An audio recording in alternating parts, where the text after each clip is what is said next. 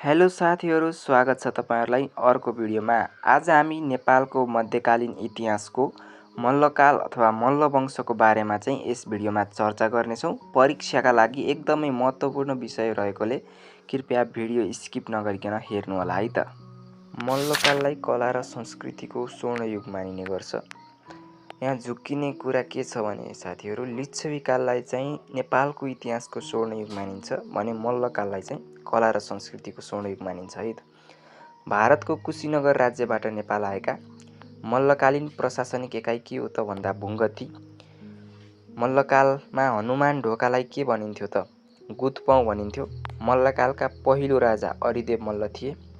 मल्लकालका अन्तिम राजा चाहिँ एकीकृतमा मल्लकालको अन्तिम राजा चाहिँ यक्ष मल्ल थिए भने समग्रका अन्तिम राजा चाहिँ रणजित मल्ल थिए है त। उपत्यका विभाजन कसले गरेका थिए त साथीहरू? उपत्यका विभाजन गर्ने राजा यक्ष मल्ल थिए। उपत्यका 3 राज्यमा विभाजन गरी 3 छोरालाई राजा बनाएका थिए यिनले। ती 3 राज्यहरू चाहिँ एउटा कान्तिपुर भयो। कान्तिपुरको पहिलो राजा रत्नमल्ल, कान्तिपुरको अन्तिम राजा जयप्रकाश मल्ल अनि अर्को राज्य चाहिँ पाटन थियो।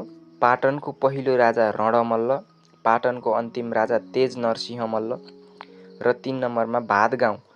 भातगाउँको पहिलो राजा राय मल्ल र अन्तिम राजा रणजित मल्ल थियो। अनि यसमा चाहिँ रणजित मल्ल चाहिँ समग्रका अन्तिम राजा भयो भने यक्ष मल्ल चाहिँ एकीकृत उपत्यकाका अन्तिम राजा हुन् है त साथीहरू। अब हामी लागौँ मल्लकालीन प्रमुख राजाहरूतर्फ। मल्लकालीन प्रमुख राजाहरूमध्ये एक अभय मल्ल। अभय मल्ल दोस्रो मल्ल राजा थिए। यिनी अरिदेव मल्ल प्रथम मल्ल राजाका छोरा थिए। यिनी भूकम्पमा परि मर्ने राजा हुन्। पशुपतिमा महास्नानको चलन चलाएका थिए। यिनकै पालामा 226 वर्ष चलेको खस राज्य विभाजन भई 22 र 24 राज्यमा विभाजन भएको थियो। नम्बर 2 मा रहेको छ जयस्थिति मल्ल। यिनी ज्वाइँको रूपमा राजा बनेका थिए। यिनी कर्नाटिक वंशका थिए। यिनलाई समाज सुधारक अथवा सुधारवादी राजा भनेर चिन्ने गरिन्छ। व्यवहारिक र प्रयोगात्मक शिक्षा भित्राएका राजा हुन्। विवाहपछि महिलाले पुरुषको थर अथवा गोत्र धारण गर्ने चलन कसले चलाएका थिए त भन्यो भने जयस्थिति मल्ल भनेर भन्नुपर्छ है त साथीहरू। अपराधीलाई आर्थिक दण्डको चलन पनि जयस्थिति मल्लले चलाएका थिए। राजपरिवारको निधनमा दीपक राज बजाउने चलन पनि जयस्थिति मल्लले ल्याएका थिए। जग्गालाई अब्बल, दोयम, सिम र चहार गरी 4 भाग्यमा विभाजन गरेका थिए। उपत्यकाको नेवारलाई 32 उपजातमा विभाजन गरेका थिए। ब्राह्मणलाई पञ्चगौण र पञ्चद्रविड गरी 2 भागमा विभाजन गरेका थिए। समाजमा 4 वर्ण 18 जातको व्यवस्था चाहिँ जयस्थिति मल्लले गरेका थिए। मानव न्यायशास्त्र पुस्तक लेखेका थिए। जयस्थिति मल्लले गरेका मुख्य निर्माण चाहिँ यस प्रकार छन्। यो चाहिँ हामीले उकुजल भनेर सम्झन सकिन्छ। उन्मत्त भैरव, कुम्बेश्वर महादेव, जय बागेश्वरी मन्दिर, लवकुशको मन्दिर। अनि एउटा चाहिँ हामीले सम्झनु पर्ने कुरा चाहिँ नेपालको इतिहास लेख्ने पहिलो व्यक्ति चाहिँ जयस्थिति मल्ल भनेर सम्झिनु पर्ने हुन्छ है त साथीहरू। नम्बर 3 मा रहेको छ यक्ष मल्ल। यिनको बारेमा पनि धेरै परीक्षामा प्रश्नहरू सोध्ने गरेको पाइन्छ। एकीकृत उपत्यकाका अन्तिम राजा थिए। उपत्यका 3 राज्यमा विभाजन गरी 3 छोरालाई राजा बनाएका थिए। नेपाल मण्डलेश्वर भनिने राजा, संहिता पाठ नामक पुस्तक लेखेका, पशुपतिमा भारतीय भट्ट पुजारी राख्ने चलन सुरु गरेका थिए। पहिलो पुजारी चाहिँ स्वामी शेखरानन्द हुन् है त साथीहरू। यक्ष मल्लले के निर्माण गरे त भनेर सम्झन चाहिँ विधय भनेर हामीले सम्झन सक्छौँ। भीमनाथको मन्दिर, दत्तात्रेयको मन्दिर, यक्षेश्वर महादेव मन्दिर है त साथीहरू। नम्बर 4 मा रहेको छ महेन्द्र मल्ल। महेन्द्र मल्ललाई जनप्रेमी राजा भनेर चिनिन्छ। प्रजा मर्दा छाक छाड्ने राजा भनेर चिनिन्छ। प्रजाको धुरीबाट धुवाँ ननिस्केसम्म यिनले भोजन गर्दैनथे भन्ने गरिन्छ। महेन्द्र मल्ली नामक चाँदीको मुद्रा निष्कासन गरेका थिए। नेपाली मुद्रा भोटसम्म चलाउने राजा भनेर महेन्द्र मल्ललाई चिनिन्छ। यिनले तलेजु भवानीको मन्दिर निर्माण गरेका थिए। यसबाट हामीले अर्को सम्झनु पर्ने कुरा चाहिँ परस्त्रीगमनमा परि काटिने राजा को हुन् भन्यो भने विश्वजित मल्ल हुन्। तलेजु भवानीको मन्दिरमै काटिएका थिए यी विश्वजित मल्ल। तलेजु भवानी अगाडि धातुको सिंह बनाउने राजा प्रताप मल्ल हुन्। महेन्द्र मल्लले के काम अथवा के निर्माण गरे त भन्दा चाहिँ यसरी सम्झन सकिन्छ। सोमत भनेर सम्झन सकिन्छ। श्वेत विनायकको जात्राको चलन चलाए। महेन्द्रेश्वर महादेवको निर्माण गरे। तलेजु भवानीको मन्दिर निर्माण गरेका थिए। यसै गरी अर्को प्रमुख राजा रहेको छ लक्ष्मी नरसिंह मल्ल। यिनलाई बौलाहा राजा उपनामले चिनिन्छ। यिनलाई बौलाहा राजा भन्नुको मुख्य कारण पनि विक्रम सम्वत 1706 10 महिना 13 गतेमा ज्वाइँ काजी भीममल्लको हत्या गराएर भीममल्लकी पत्नी भुवन लक्ष्मी मल्ल सती गइन् र जल्नुअघि नेपाललाई श्राप दिइन्। त्यसकारण यिनलाई बौलाहा राजा भनिन्छ र नेपाललाई सतीले श्रापेको देश भन्नुको कारण पनि यही रहेको छ है त साथीहरू। लक्ष्मी नरसिंह मल्लले चाहिँ धोबीको हातको पानी चलाउने राजा भनेर चिनिन्छ। आधुनिक काठमाडौँ निर्माण गरेका, काष्ठमण्डप अथवा मुरुसत्तल निर्माण गरेका, नुवाकोटको भैरवी मन्दिरमा 5 वटा सुनको गजुर चढाएका, मखनको शिवालय निर्माण गरेका। यसै गरी नम्बर 6 मा रहेको छ प्रताप मल्ल। प्रताप मल्लले चाहिँ आफ्नो बुबालाई हटाएर आफू राजा बनेका थिए। 15 भाषाका ज्ञाता थिए। नामको अगाडि कविन्द्र लेख्ने राजा थिए। भारतको कुचबिहारबाट डोली झिकाई विवाह गर्ने राजा प्रताप मल्ल थिए। दूरबीनको प्रयोग गर्ने पहिलो राजा प्रताप मल्ल थिए। तान्त्रिक विद्याबाट कालभैरवलाई हँसाउने राजा थिए। यिनको निधनमा 9 वटा रानी सती गएका थिए। रानी पोखरीको निर्माण गर्ने राजा प्रताप मल्ल थिए।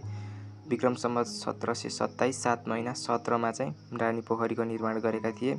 गाई जात्रामा मृतकको सम्झनामा घर घरबाट गाई निकाल्ने चलन चलाएका थिए। रानी पोखरी बीचको मन्दिर निर्माण गरेका थिए, जसको नाम बालगोपालेश्वर मन्दिर थियो। बालगोपालेश्वर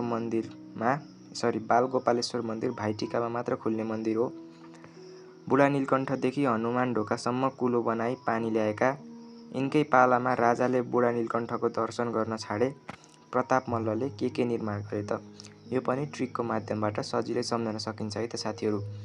गुको दक्षिण हनुमानको बगैँचा, यो सम्झिनु भयो भने चाहिँ गुडेश्वरी मन्दिर निर्माण, दक्षिणकाली मन्दिर, पशुपतिमा कोटिलिङ्ग बनाएका, हनुमान ढोकामा 4 चोक बनाएका, भण्डरखाल बगैँचाको निर्माण गरेका। अर्को हामीले सम्झनु पर्ने महत्त्वपूर्ण चाहिँ साथीहरू, हरिसिद्धिको नाच हेर्दै मर्ने राजा को हुन् त भन्दाखेरि प्रताप मल्ल हुन् है त। त्यसै गरी नम्बर 7 मा रहेको छ सिद्धि नरसिंह मल्ल। राजर्षि उपनामले चिनिने गर्छ। राज्य छोरा श्रीनिवासलाई सुम्पिएर काशी गएका, त्यस कारणले पनि उनलाई राजर्षि भनिने गर्छ। श्रीनिवास मल्ललाई नेपालेश्वर भनेर चिनिने। अनि चन्द्रायणीको व्रत बसेका राजा सिद्धि नरसिंह मल्ल हुन्। चन्द्रायणीको व्रतको मतलब के हो त भन्दाखेरि जाडोमा चिसो ढुङ्गामा बसी तपस्या गर्ने, गर्मीमा पञ्चाग्नि ताप्ने। सिद्धि नरसिंह मल्लले कार्तिक नाच र नरसिंह नृत्यको प्रचलन चलाएका थिए। गोर्खाका राजा रामशाहसँग व्यापारिक सन्धि गरेका थिए। यसबाट पनि एउटा सम्झनु महत्त्वपूर्ण कुरा चाहिँ पाटनको 21 गजुरे कृष्ण मन्दिरको निर्माण गरेका थिए है त साथीहरू। यसै गरी नम्बर 8 मा रहेको छ जयप्रकाश मल्ल। यिनलाई चाहिँ अभागी राजा भनेर चिनिन्छ। कान्तिपुरका अन्तिम राजा थिए। विश्व रेकर्ड राख्ने राजा जयप्रकाश मल्ल हुन्। यिनले के विश्व रेकर्ड राखेका थिए भन्दा संसारकै सानो मुद्रा जावा निष्कासन गरेर विश्व रेकर्ड कायम गरेका थिए है त साथीहरू। यिनले घोडे जात्राको प्रचलन चलाए, कुमारी जात्राको प्रचलन चलाए। बालाजुमा 22 मध्ये 21 धारा निर्माण गरे। 22औं धारा चाहिँ शाहवंशका रणबहादुर शाहले निर्माण गरेका थिए है त। यसै गरी अर्को प्रमुख राजा रहेको छ योगनरेन्द्र मल्ल। यिनलाई चाहिँ जीवित राजा भनेर चिनिने गर्छ। यिनको निधनमा 31 वटी रानी सती गएका थिए। यिनलाई जीवित राजा भनिनुको कारण चाहिँ आफ्नो शालिगको टाउकोमा चरा बनाउन लगाए र त्यो चरा नउडुन्जेलसम्म जीवित हुनेछु भनेका थिए। त्यसैले उनलाई जीवित राजा भनेर चिनिने गर्छ है त साथीहरू। यिनी तम्बाकुमा विष परेर निधन भएको थियो है त साथीहरू। राजकाज छाडी चाँगु गएका राजा योगनरेन्द्र मल्ल। यसरी नै हामीले मल्लकालका प्रमुख राजाहरूको बारेमा चर्चा गरेसँगै अब हामी जान्छौँ मल्लकालीन केही अड्डा र यसको अर्थहरूमा। मल्लकालमा इटा पचली भनेर फौजदारी मुद्दा हेर्ने निकायलाई चिनिन्थ्यो। कोटिलिङ्ग भनेर देवानी मुद्दा हेर्ने निकायलाई चिनिन्थ्यो। पञ्चकचहरी भनेर गाउँको टोलमा न्याय अथवा निसाब दिने कानुनी बेलालाई चिनिन्थ्यो।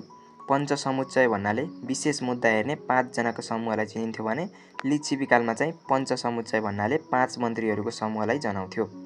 मल्लकालीन पदहरू। मल्लकालमा चौतारा भन्नाले प्रधानमन्त्रीलाई जनाउँछ।